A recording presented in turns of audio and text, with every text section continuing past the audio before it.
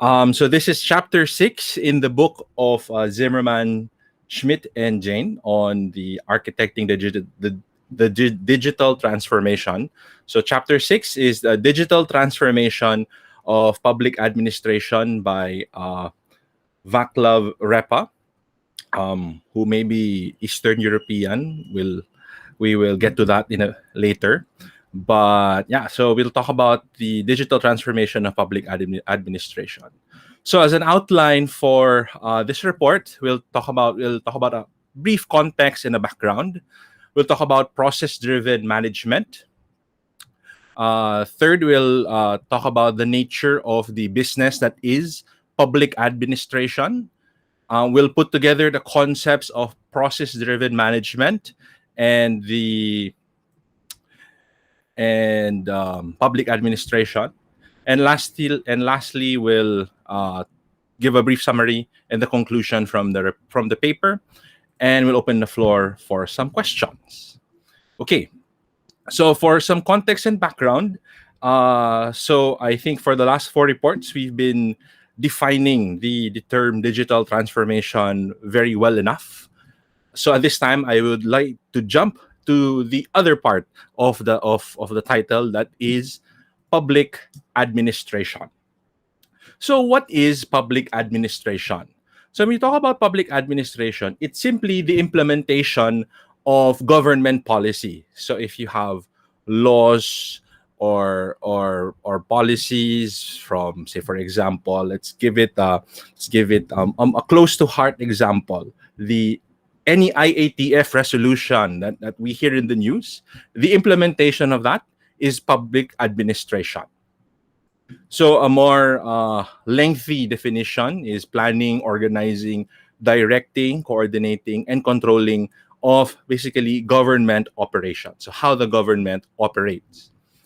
So when it comes to public administration and IT, PA is the area least positively influenced by technology development. I think here at home, goes without saying that it is true that the government or public administration here is trying to catch up with technology development. Case in point, any concern with what's the one for COVID now? Contact tracing, right? So it's still trying to catch up, right? But why?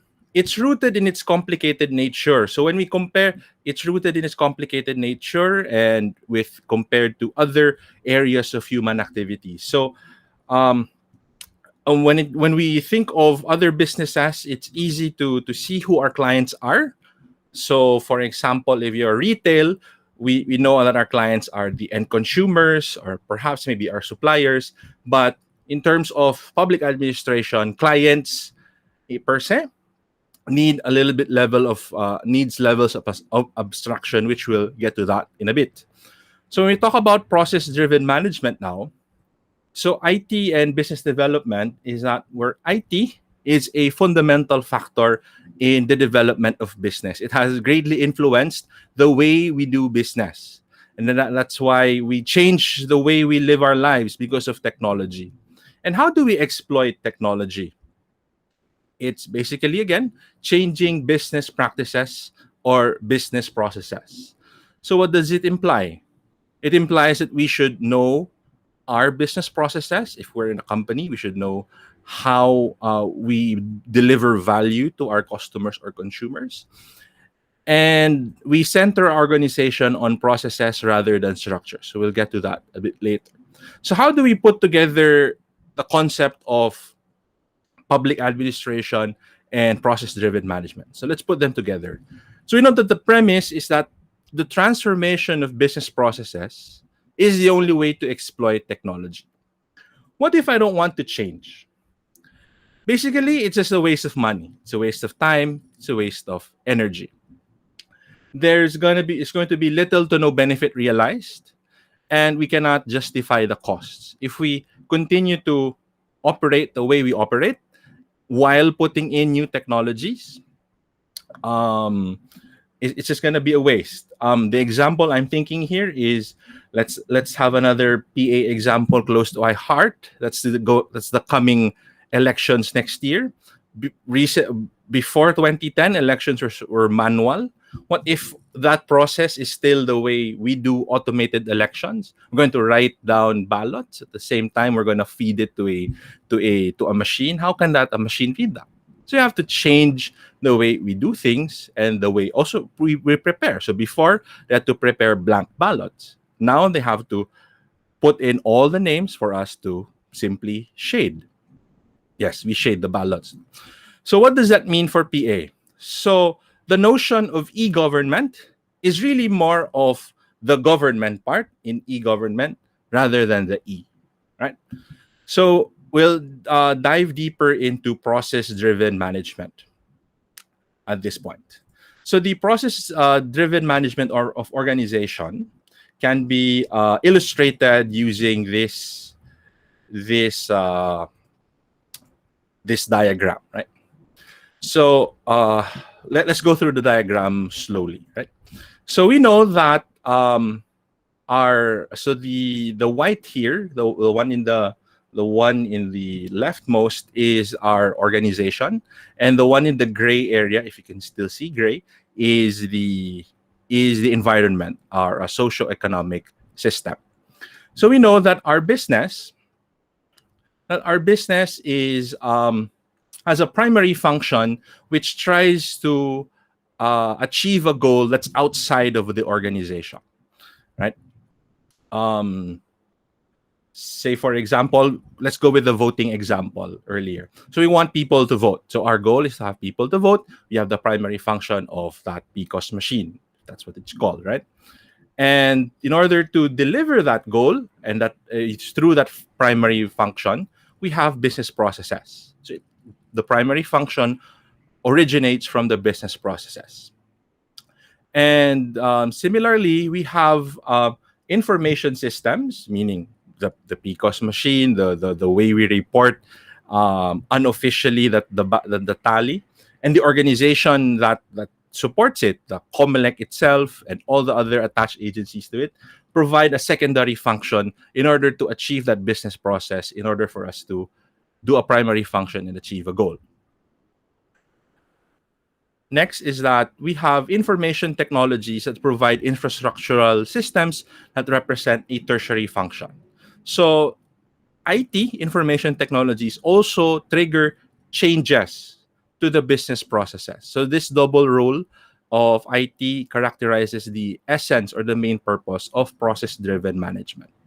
So it's technology development as doing things in a different way. So we want to simplify processes to its natural substance. So what's the task of a process-driven organization? We want to have proper decisions on business processes to fulfill a primary function. And we also want to have these processes as close as possible to the natural substance of that process. We'll throw the words natural here and there, so we'll get to that in a bit. Bottom line is that we want to have a clear understanding of the natural substance, so the very bare and close to reality of a business in terms of a system of its conceptual business processes, right? Next one is that through the business process-driven management, we have what's called the methodology of modeling and analysis of business processes, or the MMABP. So there's going to be a lot of acronyms thrown here, no? So this is the procedure of building a process-driven organization. We'll just focus on the first three steps for the purposes of this discussion. The first one is we want to identify the natural chains of activities that's necessary to fulfill a business goal. So what are the set of activities for us to achieve a business goal for us and for our customers and our clients? Secondary, you want to analyze these functions and identify the key processes or those chains of activities that directly fulfill that primary function. And third is that we want to use those key processes in order to further analyze and cleanse them from support processes. And Key processes are focused on the management of the chain of activities pointed to the business goal. And when we free support processes, we specialize the internal logic that's needed for supporting functions. So when we talk about specialization, it's the process of concentrating on and becoming an expert in a particular subject of skill, or it's a powerful tool to increase the effectiveness and efficiency. So meaning if you specialize on a certain process or a certain function, which hopefully increases effectiveness and efficiency. So how does traditionally managed organizations um, perform specialization? What they do is that they break key processes into fragments according to an organization function. So there's already an org function in mind, and they think of business processes as a sequence of tasks, and that these processes become heavily coupled with the organization structure. And what does that entail? So whenever we want to change the process, there's going to be a change in the organizational structure. That's easy to say for small organizations, but when we're talking of enterprises, of huge corporations, once it's embedded, it's going to be hard to change any process. So how does process-driven management achieve specialization? So processes are specialized, and specialization is done independent of an organizational structure. So we were talking about key processes and support processes earlier. We'll try to hone in on these concepts in a bit. So key processes deals with the business case. So the entire management of the business case. It is responsible to deliver the given value of to the customer. Its scope is end to end, meaning when from the identification of the value that we need to deliver to a customer up to up to the delivery of the value, that's where key processes reside. And out of scope are professional services, which the production of value consists of. And when it comes to technology development, these are processes sensitive to the possibilities of further improvement due to technology development. So now when we talk about support processes, these are professional services. So these could be, let's take, for example, a school, right? So when you say key processes, this could be the actual educational work, which we're doing right now. So support processes could be the auxiliary staff that makes sure that our environment is clean, right?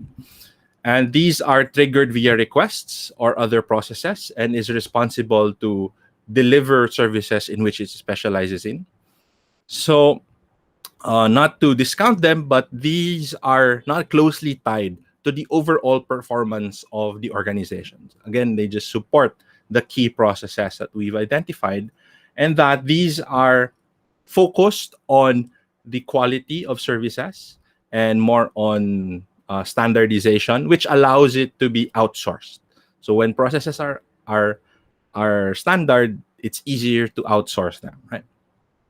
So why do we want to distinguish the two? So we want to separately manage these two types. For key processes, we want extra specialization to them in order to increase the value in the value chain, and extra standardization of support processes in order for us to outsource them. Now, when we talk about business systems, there are two orientations. There are two essential attributes that's necessary for us to keep an active control over the business case in this ever-changing world. One is that we have to make sure our business systems are resilient. What do we mean when business systems are resilient?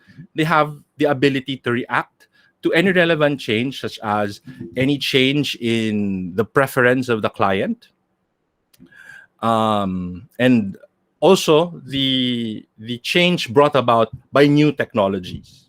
Right? And a balancing act to this, as a resilient system that wants to change, to react to any relevant change, is a stable business system. Why do we say it's a balancing act? Because these are this is a system that's resistant to any unnecessary change. And we have to, and anchoring it to concepts we've learned in class, it has to be anchored on essential principles that is declared by a certain business or a certain enterprise. And these are qualities that are anchored in objective reality. Okay. Next is on the nature of the public administration business. So we'll deep dive more into the nature of business administration, of public administration, sorry. So on the, sorry, there we go. So we know that there's an absence of a market. Public administration is monopolistic by nature. There's no competition in public administration. There's supposed to be just one government running the whole thing, right? So it's monopolistic. It's limited only by legislation or by laws that govern the policies that we can implement. Thus, since it's in a monopolistic business, quote unquote, it lacks the limiting mechanism of competition. So we're unable to determine the price and cost, and without any competition, we know that when there's a monopoly, quality would tend to go down. Quality of service tends to go down. And for this, we'll use the general ontological and conceptual model in the field. We were talking about earlier the concept of a client. For the market, it's understood that the concept of a client can be easily determined. So we know our customers, we know our who we're going to serve. And we touched earlier that for public administration, the concept of client needs a bit more abstraction. So when we talk about citizen, this could be a physical person. Our client could be a legal entity, civic associations, or even the whole of society. So there are a lot of levels or a lot of concepts packed into the term client of a public administration. Hence, we have to know our client to identify them, or a corollary to that is a stakeholder identification, which is a complex and abstract task. And the public administration also needs to identify its primary function, the meaning or purpose of the organization from the client's perspective. That's what the primary function is. So this is the value provided by the organization to its clients. But for public administration, there are many different values and highly general in meaning. And this needs conceptual analysis of the public administration business. And we have to view this from the life cycle or the situation of the client, which we will get to in a bit. And last, I think this is the last on the concept in public administration, the principle of strategic anchorage. So we want to permanently align PA with strategigic values in order for us to ensure the stability of the process or a system, and we will allow it to change, but at the same time anchored on relevant objective changes. Simply put, we'll apply the concept of principles that we've learned in class. How do we do a strategic anchorage in public administration? So this is aligned with the overall strategy of society. But how do we align this when there's going to be regular changes in leadership, which we've touched on as an example earlier, what will happen next year? So we know that democratic governance is an art of balancing. We want to anchor ourselves to principally unchangeable basic principles of democracy, our constitution, our laws that ideally should follow the constitution and should have maximum space for natural and evolutionary changes. So for process-driven management, it creates maximal space for changes while preserving the stability of the whole system through strategic anchorage. Okay. At this point, we will just apply the concepts from MMABP and process-driven management. So MMABP has two basic dimensions in the business system model. So there's the ontological and the process. Okay, for this approach, we will look into this diagram. We'll browse through it. So we know that a PA object can be any client. Let's say, for example, a citizen. You and I, all of us here in this call, in this class, are citizens, which are affected by the environment or some external environment with rules, necessities, possibilities, and obligations. We also have our internal factors, our families, our family history, um, um, our relationships, right? And these external and internal factors create for us life situations. So these are heavily influenced by internal and external factors, right? And for the environment, there could be separated into three. So this could be physical, social, and business. So we want to explore how life events can be triggers to PA services. So let's just browse through this diagram in order for us to arrive at this conclusion: life events as triggers. Okay, let's start with a PA service. Is a relationship between the process and the consumer. So any such as getting your birth certificate. So getting your birth certificate is a PA service, and that's consumed by us or is can be another.